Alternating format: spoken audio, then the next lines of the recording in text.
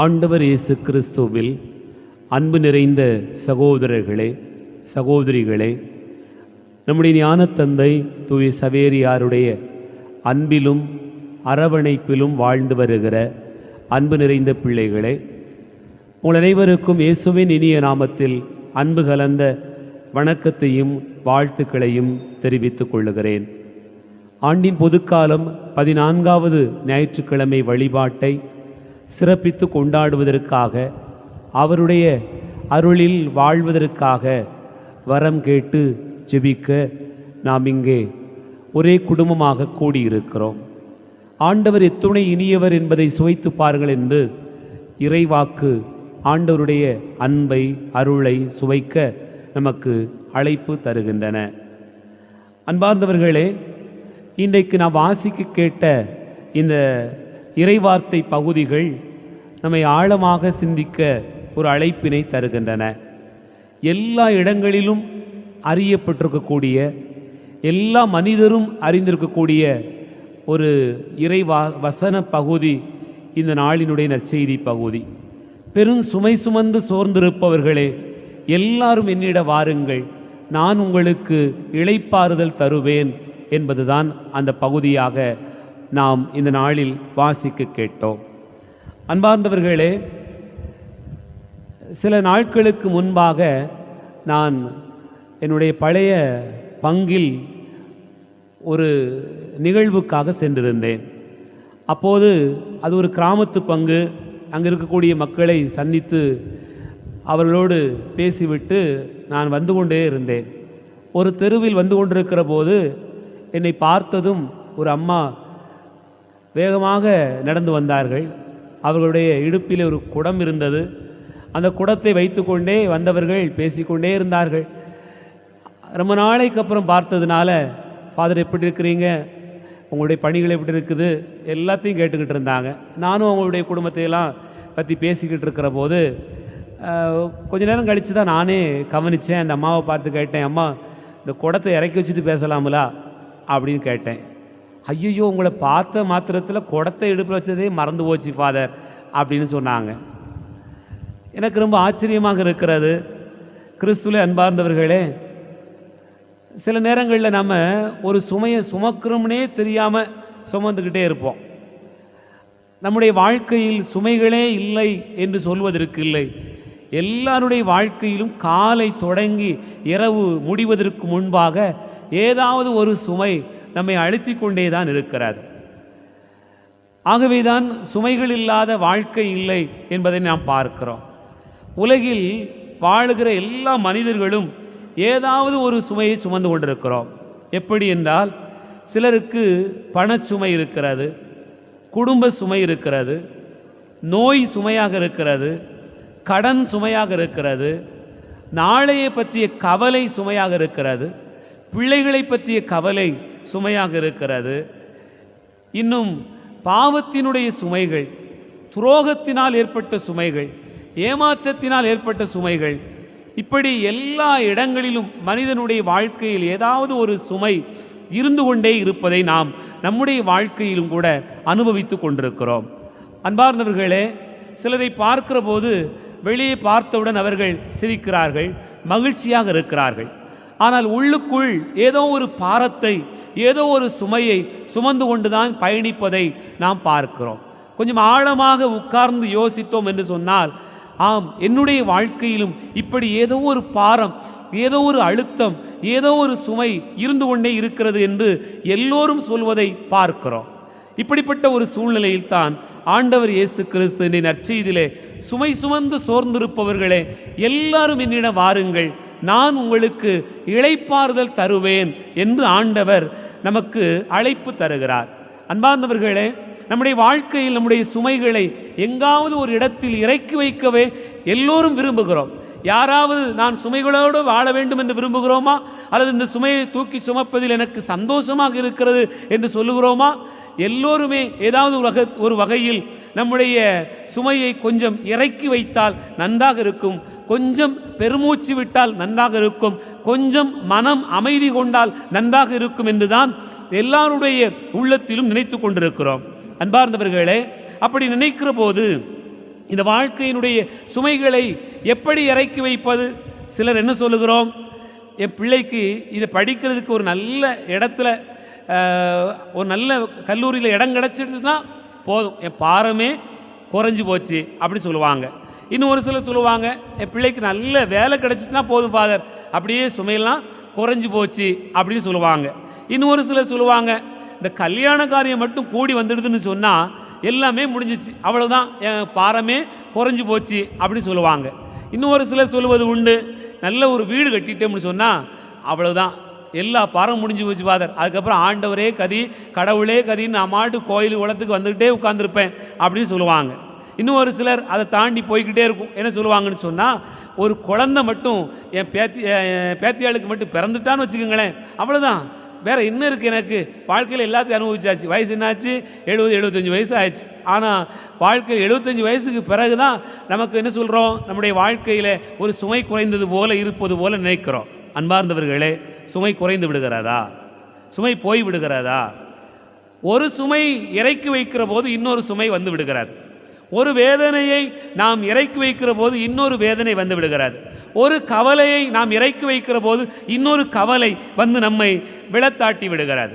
ஆகவேதான் இந்த வாழ்க்கையில் சுமைகளோடு பயணிக்கிற நம் எல்லாரையும் பார்த்து ஆண்டவர் சுமை சுமந்து சோர்ந்திருப்பவர்களே என்னிடம் வாருங்கள் என்று நமக்கு அழைப்பு தருகிறார். நம்முடைய வாழ்க்கையில் நாம் விரும்பினால், ஆண்டவரிடத்தில் அருகாமையில் போனால் இந்த ஆறுதல் கிடைக்கிறது என்பதனை வாழ்க்கையில் நாம் அதிகமாக அனுபவிக்க இந்த நாள் அழைப்பு தருகிறது. அன்பார்ந்தவர்களே, எங்கள் ஊரில் ஒரு இடத்துக்கு பேரே சுமைதாங்கி விளை அப்படின்னு சொல்லுவாங்க. உங்களுக்கு தெரியும், நிறைய இடத்துல சுமைதாங்கி கல் அப்படி இருக்கும். இல்லைன்னா நீங்கள் பயணப்பட்டு போகிற போது இங்கேருந்து திருச்செந்தூர் கோயிலுக்கு அல்லது வேறு ஏதாவது கோயில்களுக்கு போகிற போது அங்கங்கே கல் மண்டபங்கள்லாம் வச்சுருப்பாங்க வரிசையாக. கல் மண்டபங்களும் இந்த சுமைதாங்கி விளையும் சுமைதாங்கி கல்லும் நமக்கு சொல்லக்கூடிய செய்தி என்ன? ஊர்களில் அந்த காலத்தில் என்ன செய்வாங்கன்னு சொன்னால், இப்போ இருக்கிற மாதிரி கேஸு அதெல்லாம் ரொம்ப கிடையாது. அப்போல்லாம் விறகு அடுப்பு தான். அதனால் விறகு பிறக்கிட்டு வருவாங்க. காட்டில் ஏதாவது ஒரு விளைஞ்சதுன்னு சொன்னால் ஒரு பொருளை தூக்கிட்டு வருவாங்க. தூக்கிட்டு வரவங்க வரும்போது யாராவது அங்கேருந்து தூக்கி விட்டுருவாங்க. ஆனால் திருப்பி வரும்போது ஒரு குறிப்பிட்ட பரலாங்கு வந்த உடனே என்ன செய்கிறதுன்னு தெரியாது. அப்புறம் தலையெல்லாம் வலிக்க ஆரம்பிச்சிடும், தோள்பட்டையெல்லாம் வலிக்க ஆரம்பிச்சிடும், கையெல்லாம் வலிக்க ஆரம்பிச்சிடும். வரும்போது அவங்க வந்த இடம் எந்த இடமா இருக்கும் பார்த்தீங்கன்னு சொன்னால், சுமைதாங்கி விளையாக இருக்கும். அங்கே ஒரு கல் இருக்கும். அந்த இடத்துல அந்த கல் இருக்கக்கூடிய இடத்துல அந்த பாரத்தை கொஞ்சம் இறக்கி வச்சுருவாங்க. இறக்கி வச்சுட்டு எதுக்காக? பாரத்தை இறக்கி வச்சுட்டு மறுபடியும் பாரத்தை தூக்குறதுக்கு தான், வச்சுட்டு போகிறதுக்கு இல்லை. சுமைதாங்கி விலை எதுக்காக? சுமைதாங்கி விலையில் பாரத்தை வச்சுட்டு போகிறதுக்கு தான். அதுபோல் நீங்கள் பயணப்பட்டு ஆண்டவரை நோக்கி பயணப்பட்டு போய்கிட்டு இருக்கிறீங்க. ஒரு கோயில் குளத்துக்கு போய்கிட்டு இருக்கிற போது நீங்கள் போகிற பாதையில் கல்மண்டபம் இருக்குது. கல்மண்டபம் எதுக்கு? கல்மண்டபத்தில் தங்கிட்டு போகிறதுக்கு தான். கல்மண்டபமே நமக்கு ஆகிறதுக்கு இல்லை, அல்லது கல்மண்டபத்தில் எல்லாத்தையும் சொல்லிட்டு போகிறதுக்கு இல்லை. நாம் தூக்கிட்டு போகக்கூடிய சுமையை அப்படியே தூக்கிட்டு போகிற இடத்துல கொஞ்சம் இளைப்பாறிட்டு போகிறதுக்கு தான். அதுதான் இன்றைக்கு ஆண்டவருடைய வாக்காக நமக்கு சொல்லப்படுகிறது. சுமை சுமந்து சோர்ந்திருப்பவர்களே எல்லாரும் என்னிடம் வாருங்கள், நான் உங்களுக்கு இளைப்பாறுதல் தருவேன் என்று ஆண்டவர் நமக்கு சொல்லுகிறார். அன்பார்ந்தவர்களே, இந்த வசனத்தின் அடிப்படையில் சிந்திக்கிற போது நமக்கு ஆண்டவர் வெளிப்படுத்துகிற செய்திகள் என்ன என்பதனை 4 நிலைகளில் சிந்தித்து பார்க்கலாம். இதை மற்ற வாசகங்களோடு இணைத்து பார்க்கிற போது ஆண்டவர் நம்முடைய சுமைகளை சுமப்பதற்கான அல்லது நம்முடைய சுமைகள் நமக்கு பெரிதாய் தெரியாமல் இருப்பதற்காக ஆண்டவர் சொல்லக்கூடிய 4 செய்திகள் என்னவென்று சொன்னால், முதல் செய்தி, அன்பு பிள்ளைகளை நீங்கள் குழந்தைகளைப் போல இருங்கள் என்று அழைப்பு தருகிறார். இந்த நற்செய்தியினுடைய முதல் பகுதியை நீங்கள் வாசிக்க கேட்டீர்கள் என்று சொன்னால், அதில் சொல்லப்பட்டிருக்கிறது, ஆண்டவர் தந்தையை நோக்கி ஜெபிக்கிறார். அப்படி ஜெபிக்கிற போது வரக்கூடிய வார்த்தை என்ன? விண்ணுக்கும் மண்ணுக்கும் ஆண்டவரே உம்மை போற்றுகிறேன், ஞானிகளுக்கும் அறிஞர்களுக்கும் இவற்றை மறைத்து குழந்தைகளுக்கு வெளிப்படுத்தினீர். குழந்தைகளுக்கு வெளிப்படுத்தினீர். ஆகவே குழந்தைகளைப் போல நீங்கள் வாழுங்கள். குழந்தைகளுக்கு வெளிப்படுத்தப்பட்ட உண்மை என்ன? அன்பார்ந்தவர்களே, குழந்தை தந்தையை தாயை சார்ந்திருக்கிறது, தந்தையை தாயை தேடி வருகிறது. நாமும் நம்முடைய பாரத்தோடு வாழுகிற போது, சுமைகளோடு இருக்கிற போது தந்தையை தேடுவது போல, தாயை தேடுவதைப் போல இறைவனை தேட வேண்டும் என்பதுதான் அதனுடைய முதல் செய்தி. ஆண்டவரை தேடுகிற பிள்ளைகளுக்கு ஒரு நன்மையும் குறைவுபடாது. அப்படியானால் அதைத்தான் ஒரு குழந்தை தன்னுடைய தந்தையை தேடிவிட்டதென்றால், தாயை தேடிவிட்டதென்றால் அவ்வளவுதான். அடுத்து என்ன நடக்கும் என்பதை பற்றி கவலை அதற்கு இல்லை. எல்லாவற்றையும் பெற்றோர் பார்த்துக் கொள்கிறார்கள். தன் தாய் பார்த்துக் கொள்வார், தந்தை பார்த்துக் கொள்வார் என்று அந்த குழந்தை தன்னுடைய பெற்றோரிடத்தில் ஒப்பு கொடுத்து விடுகிறார். அதுபோலவே ஒரு குழந்தையினுடைய மனநிலையை கொண்டவர்களாக நாம் நம்முடைய சுமைகளை ஆண்டவருடைய பாதத்தில் வைத்து விட்டோம், போதும், இனி அவர் பார்த்து கொள்வார் என்கிற அந்த மனநிலை வர வேண்டும் என்பதைத்தான் ஆண்டவர் சுமை சுமந்து சோர்ந்திருப்பவர்களே என்னிடம் வாருங்கள் என்ற முதல் அழைப்பினை நமக்கு தருவதாக நாம் நினைத்து பார்க்கிறோம். இந்த முதல் வாசகம் அதைத்தான் நமக்கு எடுத்து சொல்கிறது. மகளே சீயோன் ஆர்ப்பரி, மகிழ்ந்து களிகூறு, ஏனென்றால் உன் அரசர் வந்து விட்டார். உன் அரசர் எப்படி வருகிறார்? குதிரையின் மீது வரவில்லை, படைகளை நடத்தி வரவில்லை, ஒரு கழுதையின் மீது வருகிறார். அவரை நீ உற்றுப்பார். அவர் சொல்லக்கூடிய செய்தி என்ன? அமைதி. அவர் சொல்லக்கூடிய செய்தி என்ன? வாழ்க்கையில் வளமை, செழுமை. அதைத்தான் உனக்கு சொல்ல விரும்புகிறார். அதை யார் அறிவார்? இது யார் புரிந்து கொள்வார்? இது யாருக்கு மறைக்கப்பட்டிருக்கிறது? ஞானிகளுக்கும் அறிஞர்களுக்கும் மறைக்கப்பட்டிருக்கிறது. ஆனால் குழந்தைகளுக்கு அது புரியும். குழந்தையைப் போல இருக்கிற உங்களுக்கும் அது புரிய வேண்டும் என்பதற்காகத்தான் இந்த நாளினுடைய முதல் செய்தியாக நாம் நினைத்து பார்க்கிறோம். அன்பார்ந்தவர்களே, இரண்டாவது, நம்முடைய சுமைகளை ஆண்டவர் எப்படி எடுத்து வர வேண்டும் என்று சொல்கிறார் என்று சொன்னால், சுமை சுமந்து சோர்ந்திருப்பவர்களே என்னிடம் வாருங்கள் என்று சொல்கிறார். அன்பார்ந்தவர்களே, நாம் நம்முடைய சுமைகளை சுமந்து கொண்டு பல நேரங்களிலே பல இடங்களுக்கு போகிறோம். நமக்கு ஆறுதல் கிடைக்கும் நினைக்கிறோம். ஆனால் ஆண்டவர் சொல்லக்கூடிய வார்த்தை என்னவென்று சொன்னால், என்னிடம் வாருங்கள். என்னிடம் வந்த உடனேயே சுமை தீங்கிவிடும் என்பதல்ல. என்னிடம் வருதல் என்பதனுடைய பொருள் என்ன? உறவு கொண்டு வாழுங்கள், என்னை தேடுங்கள், என்னில் நிலைத்திருங்கள் என்பதற்கான அடையாளம்தான். ஆகவே ஆண்டவரில் கொண்டிருக்கக்கூடிய உறவு தான், அவரை தேடுகிற ஒரு மனநிலை தான் நம்மை மாற்றும் என்பதைத்தான் அந்த பகுதி நமக்கு சொல்கிறது. மூன்றாவது, ஆண்டவர் நமக்கு வெளிப்படுத்துகிற செய்தி என்ன? என்னிடம் கற்றுக்கொள்ளுங்கள் என்று சொல்கிறார். என்னிடம் கற்றுக்கொள்ளுங்கள், நான் கனிவும் மனத்தாழ்மையும் உடையவன். அன்பார்ந்தவர்களே, நாம் கற்றுக்கொள்வதற்காக எல்லா இடங்களுக்கு போகிறோம்.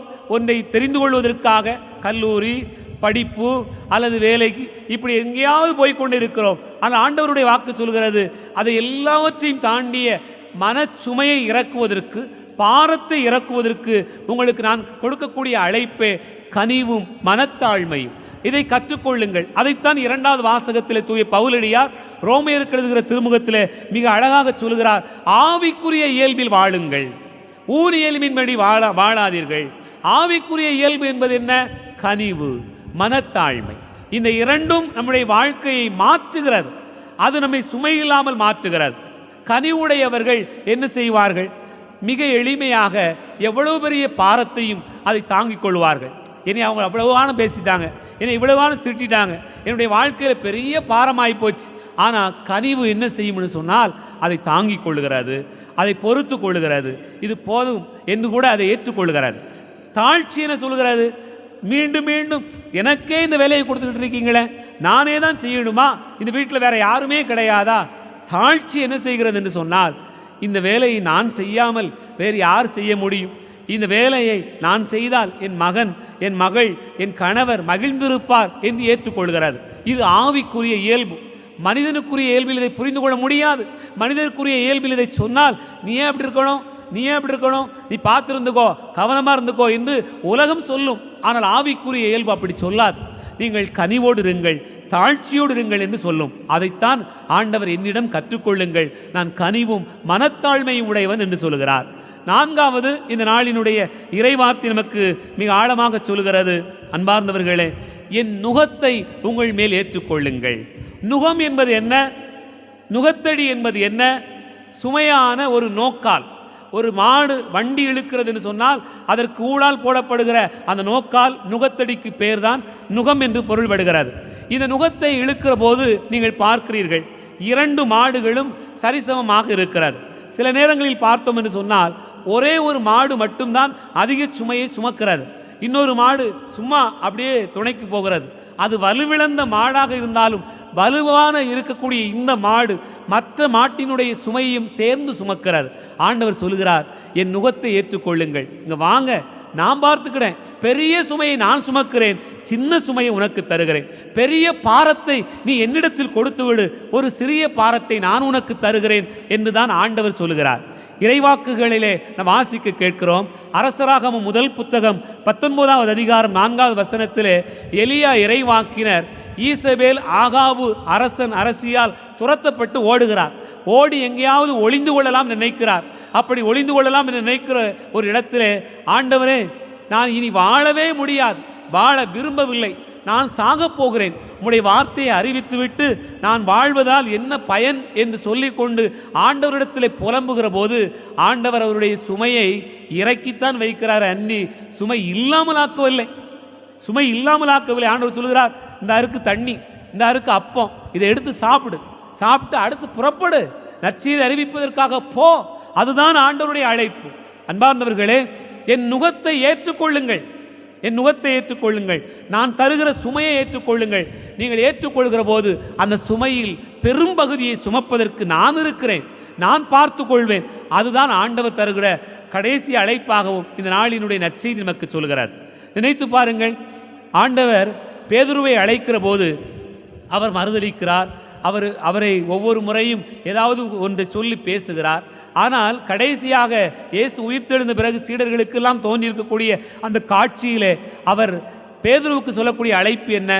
நீ என்னை அன்பு செய்கிறாயா? ஆம் ஆண்டவரே, நான் உண்மை அன்பு செய்கிறேன். நீ என்னை இவர்கள் எல்லாவற்றையும் அன்பு செய்கிறாயா? ஆம் ஆண்டவரே, அன்பு செய்கிறேன். இந்த பொருட்களை எல்லாம் விடவும் நீ என்னை அன்பு செய்கிறாயா? ஆம் ஆண்டவரே, அன்பு செய்கிறேன். எல்லாம் செஞ்சுட்டு அன்பு செய்கிறதுலாம் சரிதான். ஆண்டவர் என்ன சொல்கிறார்? என் ஆடுகளை மேய், என் ஆடுகளை பேணி வளர். அப்படியானால் என்ன? சுமைதான், ஆனால் அதை செய்துதான் ஆக வேண்டும். அன்புதான், ஆனால் அன்பை கொடுக்கிற போது இதையும் சேர்த்து செய் என்று தான் சொல்லுகிறார். ஆகவே நுகத்தை அகற்றவில்லை, நுகத்தை குறைக்கிறார். சுமையை ஆண்டவர் பெரிதாக்கவில்லை, அவரை நம்பி வருகிற பிள்ளைகளுக்கு சுமை குறைவாகிறார். அதுதான் இறைவாக்கு நமக்கு கற்றுத்தருகிற பாடம். என் அன்பு பிள்ளைகளே, நம்முடைய வாழ்க்கையிலும் கூட நிறைய பாரங்களோடு, கவலைகளோடு, மனதில் இருக்கக்கூடிய பாரத்தோடு, உடலில் இருக்கக்கூடிய பாரத்தோடு, உறவுகளில் இருக்கக்கூடிய பாரத்தோடு, பெரும் சுமையோடு கூட வந்திருக்கலாம். இந்த நாளில் ஆண்டவர், பெரும் சுமை சுமந்து சோர்ந்திருப்பவர்களே, நான் உங்களுக்கு இளைப்பாறுதல் தருவேன் என்று சொல்கிறார். ஆண்டவர் தருகிற ஆறுதலை பெற அவர் நம்மோடு இருக்கிறார் என்கிற நம்பிக்கையில் பயணிப்போம். அதற்காய் மன்றாடுவோம். ஆமேன்.